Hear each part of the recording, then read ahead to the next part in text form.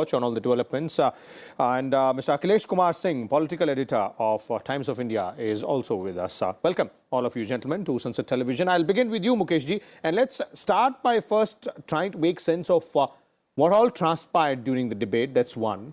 And two, the Prime Minister's, concerted reply to the entire debate, wherein he touched upon almost all aspects of his government's work, not only in this tenure, but in the previous tenure as well.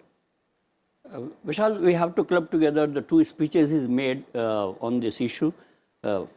First one yesterday in Lok Sabha and today in Rajya Sabha, and both he was replying to the debate on the motion of the President's address. To make the complete picture, yesterday he was not as political as he should be. He was to the point raised by President in her speech, various issues. So he limited himself to those issues. But today, the scene was completely different in Rajya Sabha, since entire opposition was in the well and were raising slogans and demanding answer to certain issues they had raised also in Lok Sabha. And to understand this, we need to go to the background of the things. First, immediately after the budget presentation, the issue of Adani share crash erupted, and entire opposition was demanding debate on the issue, adjourning all the issues. So entire week went washed away. Finally, there was a understanding between Treasury and opposition that whatever you want to say about any issue, you can discuss on the floor of the House while speaking on the President's motions address. So this understanding went well in both the houses. Opposition got the chance to say whatever they wanted to say.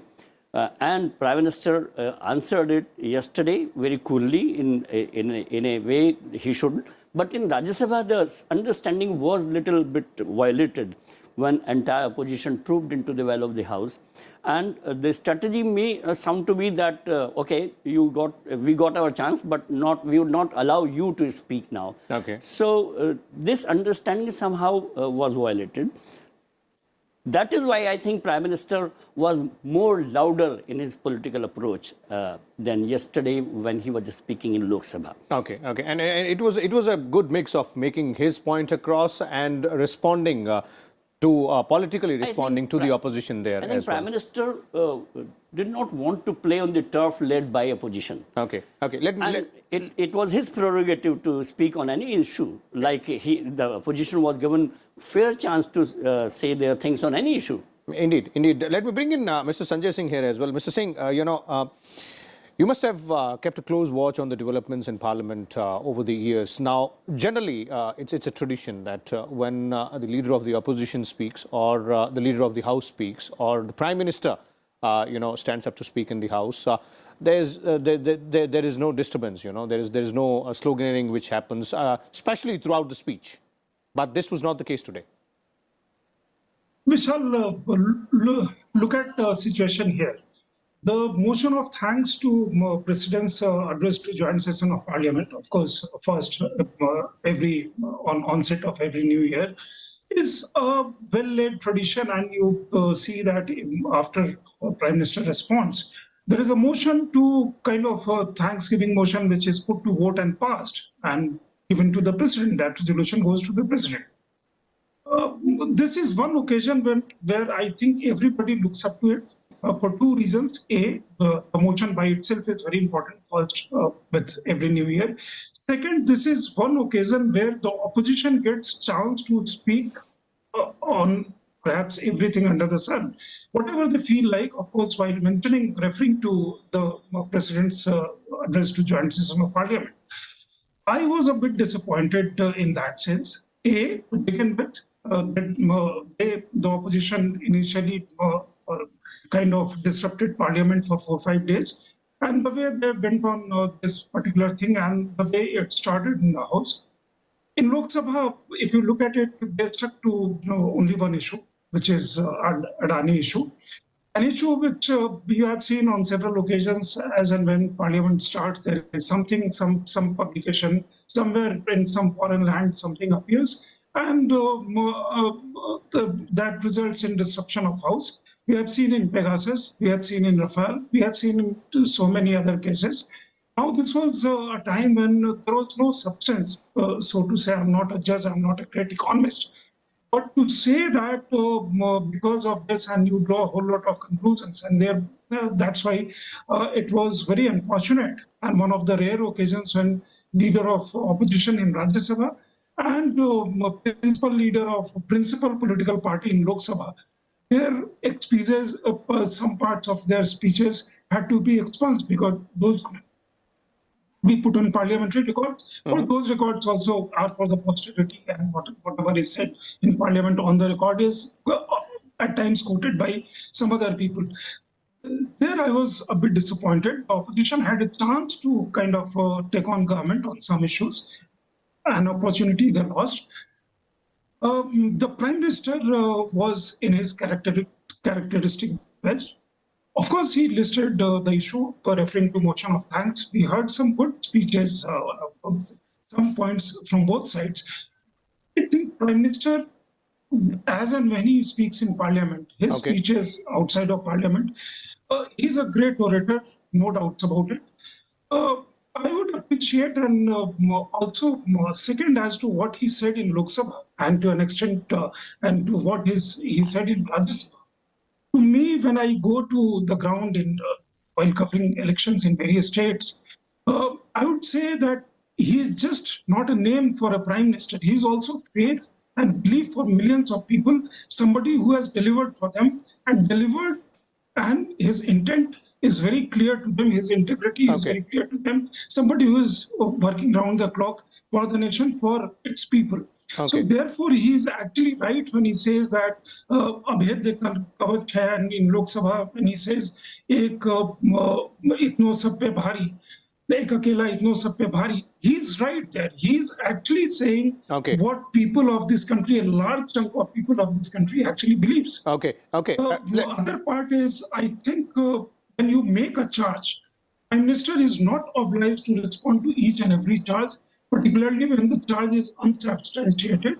You make a wild allegation and you think that Prime Minister is obliged to respond to that. He will be only giving credence to those wild allegations.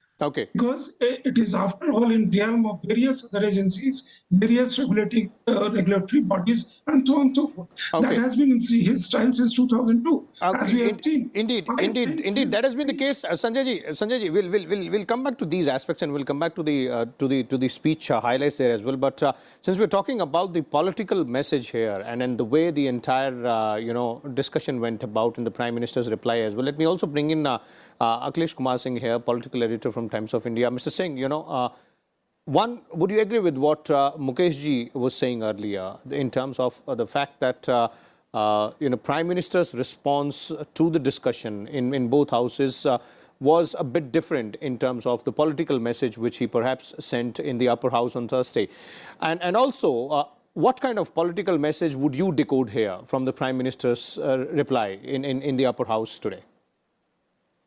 First of all, oppositions, the way opposition has responded in both the houses, it was not unexpected. Even earlier, they have reacted in this very manner.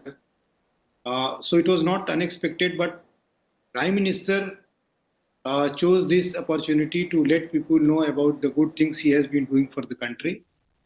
We should also not forget that there are elections also in a few states.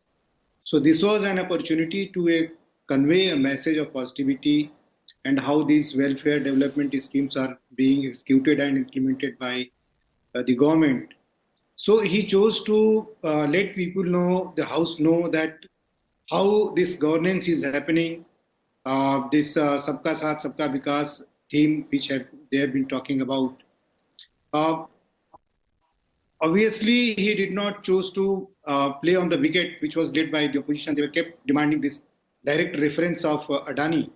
But since allegations were made against Prime Minister, he has in a very subtle way responded to it and said that in 44 decades of his public life, he has earned this trust of people which cannot be tarnished by the allegations made by opposition parties.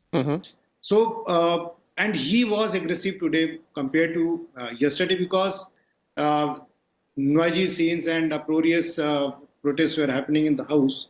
So he reacted to the entire scene, and even yesterday when he was talking, he made references of not only the schemes and policies of his government, but also of the ED, that how this opposition has united because of corruption.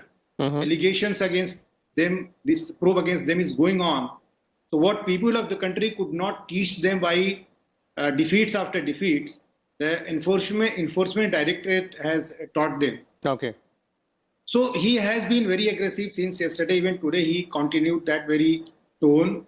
And one thing, this is also showing the level of confidence he has reflected every time, that he will not be distracted by the allegations, but utilize the opportunity, this platform, to let the country know that what good things, better things are being done for them. Okay.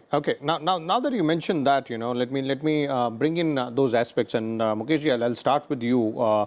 And if I look at some of the key points which the Prime Minister made in his speech, referred to, touched upon in terms of the work which has been done by his government, direct benefit transfer, Jan Dhan accounts, various social sector schemes, focusing on women, focusing on rural development and use of digital technology, economic growth as well, employment opportunities he spoke about, self-reliance in defense also he mentioned, infrastructure. And then at the end of it all, he also didn't forget to mention the spirit of cooperative federalism, national progress and regional aspiration. Of course, that was also mixed with a sort of a political message when he referred to, the use of Article 356 and all. But then coming back to what the government is doing, and that's what the Prime Minister did in the lower house as well, in Lok Sabha, when he, responded to the debate. So in terms of these aspects, do you think he's touched upon everything across what has been done over 9 years?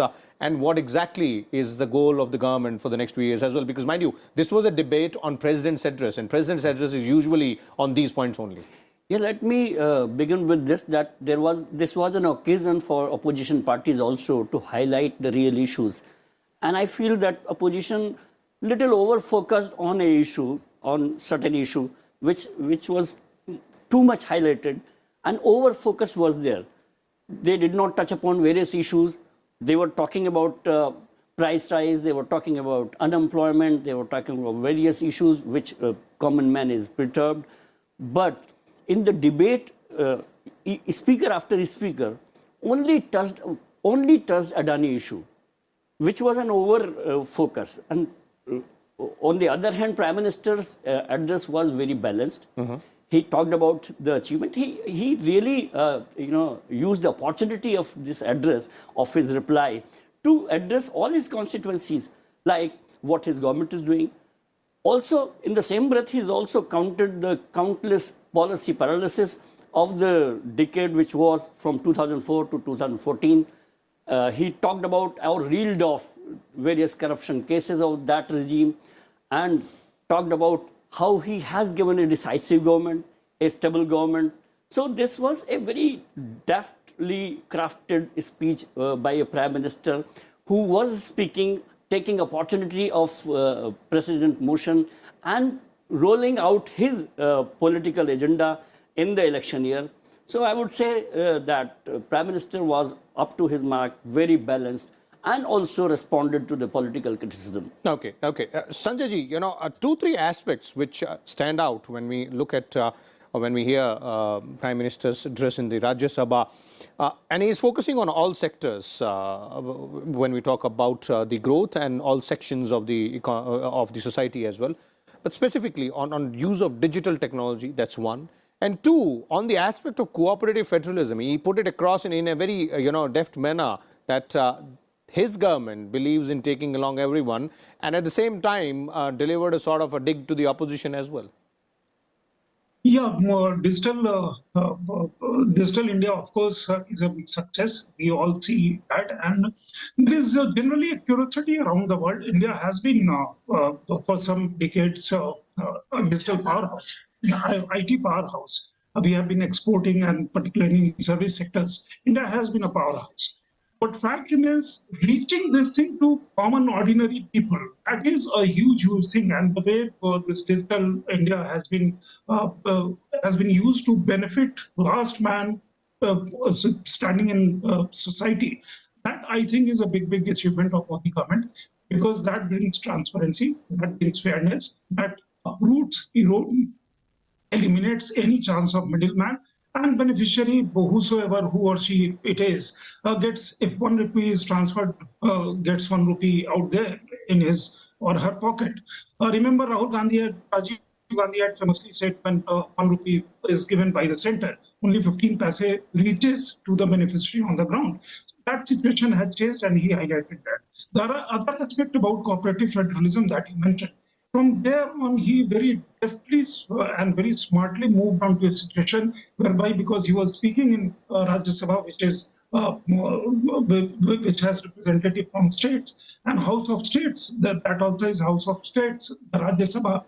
And therefore, he said how Indira Gandhi imposed president rule for 50 times in this country, and Congress on the whole, since 1950, imposed Congress president rule 90 times.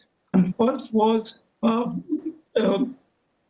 sacking of Namudi Park government in 1959. And thereby he highlighted the kind of contradictions that were there in the kind of opposition unity talks that goes on. And as to how DMK was today standing, how Indira Gandhi or the Congress regimes treated DMK, how the left was treated by Jawaharlal Nehru and Indira Gandhi, and how left is standing today with Congress. And they all had to prod each other to kind of go on sloganeering against Prime Minister.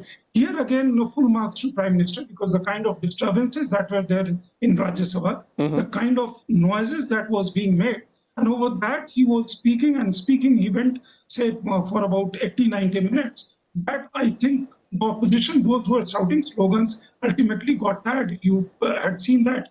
And then the message he gave, the kind of confidence that he exuded, I think that is a larger political message.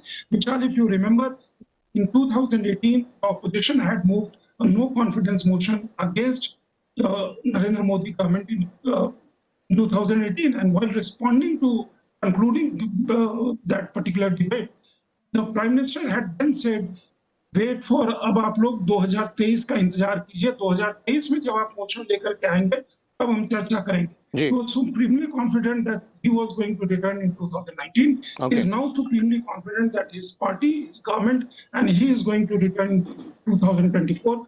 Because if you look at the kind of confidence which he was talking, I think that is a larger message that he is giving to people. He has also given his report card. At the same time, he has taken on the opposition very effectively.